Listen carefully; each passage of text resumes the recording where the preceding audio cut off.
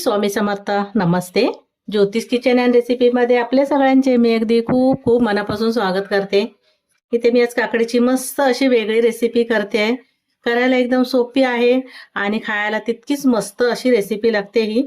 आणि ही रेसिपी करणं तुम्ही कमीत कमी 8 दिवस तर राहू शकते फ्रीजमध्ये ठेवायची.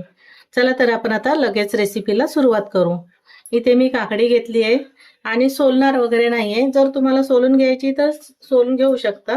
फक्त हे जे दोन बाजूचे देठ आहेत ते काढून घेणार मी. आणि फक्त बघायचं कडू आहे काय, थोडंसं खाऊन बघायची. सर्व काकडी ना थोडीशी खाऊन बघायची कडू असेल तर. एकदम साधी आणि सोपी रेसिपी आहे बनवायला. तर इथे मी सर्व 3 काकड्या घेतल्या. तुम्हाला जास्त बनवायची असेल तर तुम्ही जास्त काकडी घ्या. इथे छोट्या छोट्या काकड्या आहेत, जास्त मोठ्या नाही आहेत.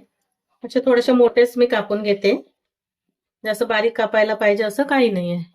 तुम्हाला काढायचे असेल तर काढू शकता सालं. असे मी मोठे मोठे तुकडे करून घेते. इथे मी सर्व ही काकडी कापून घेतली. काकडी बाजूला ठेवते. आता जाऊ गॅसकडे. इथे गॅसवर मी छोटं भांडं ठेवलंय. तुम्ही मोठं ठेवलं तरी चालेल.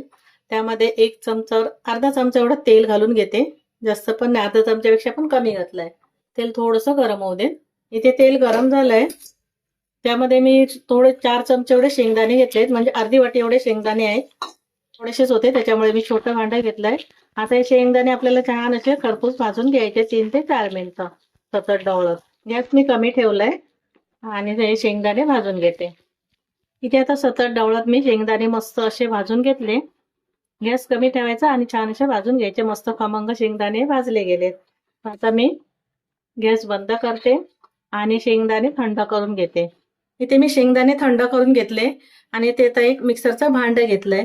त्या मिक्सरच्या भांड्यामध्ये जी काकडी कापून ठेवलेली ना, ही काकडी मी घेते सर्व घालून. इथे मिक्सरच्या भांड्यामध्ये काकडी सर्व घालून घेतली. त्यामध्ये लसूण घालते. छोटे लसूण आहेत म्हणून 3 घेतले. जर मोठे असतील तर 1 किंवा 2च घ्या. इथे मी 3 लसणीच्या पाकळ्या घातल्यात. थोडंसं अर्धा इंचपेक्षा आलं कमी घेतलंय, 2 तुकडे आहेत. 2 हिरव्या मिरच्या घेतल्यात, तोडून घालते मी. थोडीशी कोथिंबीर घेतली. थोडंसं मिक्सरचं भांडं मोठं घेतलं तरी चालेल. मीठ घालते. हे काळं मीठ आहे, थोडंसं घालून घ्या, मस्त चव येते. आणि हे साधं मीठ आहे. थोडा अर्धा लिंबाचा हा रस घालून घेते. अर्धा लिंबू घेतलाय, पूर्ण रस घालून घ्यायचा आहे. छान वाटतं. बी वगैरे पडली तर काढून घ्यायची. छोटीशी बी पडली आहे, मी काढून घेते. आणि शेंगदाणे भाजलेले ना, ते शेंगदाणे घालून घेते. आता हे मिक्सर हे झाकण लावते आणि कमी जास्त करत हे वाटून घेते. जास्त बारीक पण वाटायचं नाहीये किंवा पाणी न घालताच वाटायचंय. पाणी घालायची जरूर नाही. काकडीला पाणी हे भरपूर सुटतं, त्याच्यामुळे पाणी न घालता हे मी कमी जास्त मिक्सर करत हे वाटून घेते. इथे मिक्सर कमी जास्त करत मी चटणी वाटून घेतली आहे आणि जास्त बारीक पण नाही केली. बघा, थोडीशी जाडसर अशी ठेवायची, कारण शेंगदाणे आहेत ना, असे दाताखाली यायला पाहिजे, मग खायला छान वाटते ही चटणी. एकदम एकदम बारीक तर नाही करायची, थोडीशी जाडसरच अशी आहे. हे बघा. तर आता हे एका भांड्यामध्ये मी काढून घेते. इथे ही चटणी मी एका भांड्यामध्ये काढून घेतली. आता जाऊया परत गॅसकडे. ही आपली चटणी पूर्ण झाली नाही, अजून एक काम बाकी आहे आणि ते काम करून घेऊ.